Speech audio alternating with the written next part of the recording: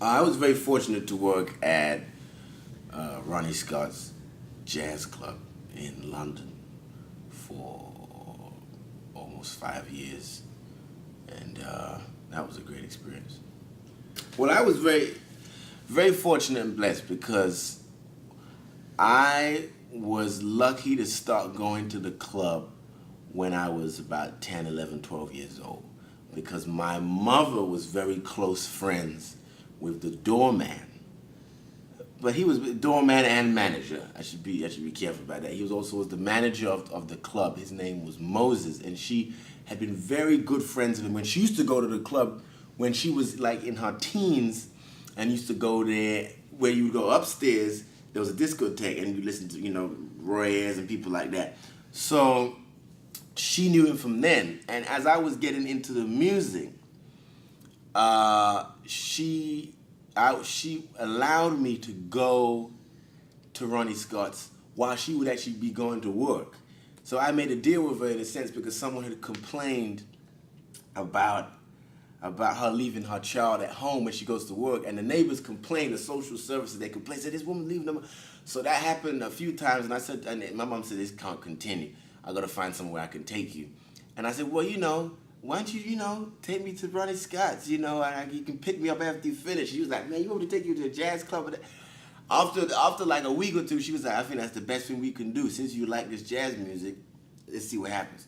So I was going to the club at 11, 12 years old, and I was lucky to see people like Betty Carter, Tommy Flanagan, Johnny Griffin, Bobby Durham, Elvin Jones, Joe Henderson, all these great number of creative masters of art who are no longer with us.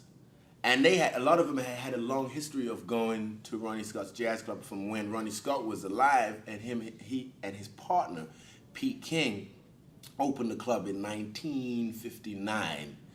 And the first American artist they brought over was the great tenor saxophonist Lucky Thompson. He was the first one. And the second one was Dexter Gordon. And of course, because Ronnie Scott was a tenor saxophone player, he wanted to bring over all his tenor saxophone heroes. So he brought Rahsaan Roland Kirk, all these great, amazing artists. And they would come over and play with the British musicians. Because at that time, there was a musician's law where you could bring over the artists, but they also had to play with the artists over there.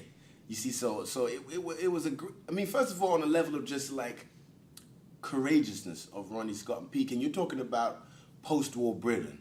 These two guys are, white Jewish guys from East London who are falling in love with this art form, which has nothing to do with their culture or country or anything like that. And they fall in love with this beautiful music, and they decide in the 1950s, and Britain is just getting itself back together after the war, to open up a jazz club. Just that level of integrity and feeling of love for something is profound, is deeply profound, and they did it. And if it wasn't because of them, I don't know, a lot of us would never have been blessed to have seen the great musicians we saw. Definitely the generations before me, the Courtney Pines and the Julian Josephs and the Gary Crosby, all of those gentlemen, and the generations before that, who were able to see, the great musicians that we were able to see.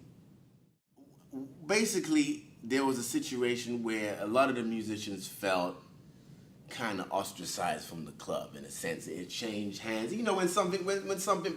When something closes down and opens up again, people kind of are wary of it. It doesn't even mean that the feeling and the soul of it's not the same, but people just get wary. Like, I don't think it's the same vibe. And so that's how musicians, jazz musicians are very particular. So they're like, it ain't got the same carpet. It's not the same.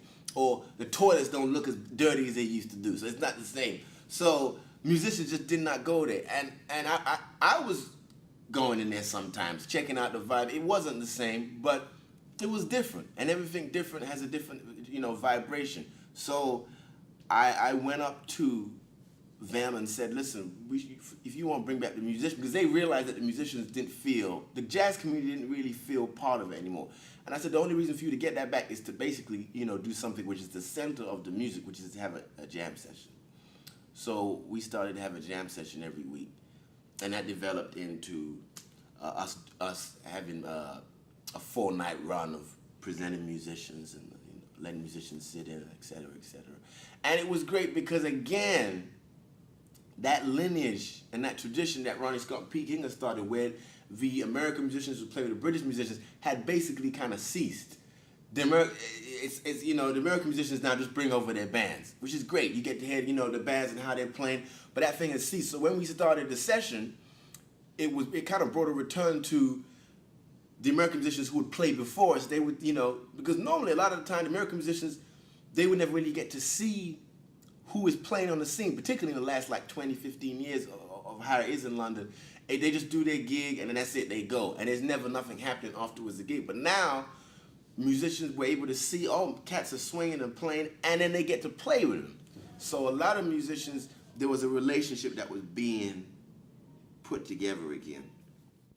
Musicians today, well, you have some great musicians like the great Julian Joseph. There's a phenomenal trumpet player called Steve Fisherick.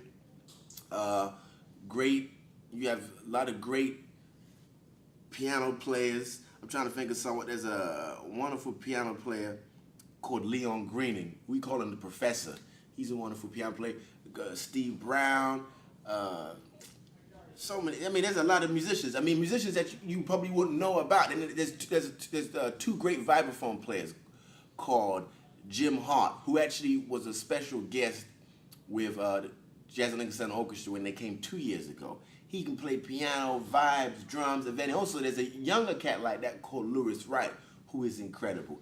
Then you have Soweto Kinch, great master of a very inventive, rhythmic, sophisticated style. He also is a rapper too. You have just a whole plethora of great musicians. It's funny, but I could run your whole name with them, but there's so many of them. There's so many of them,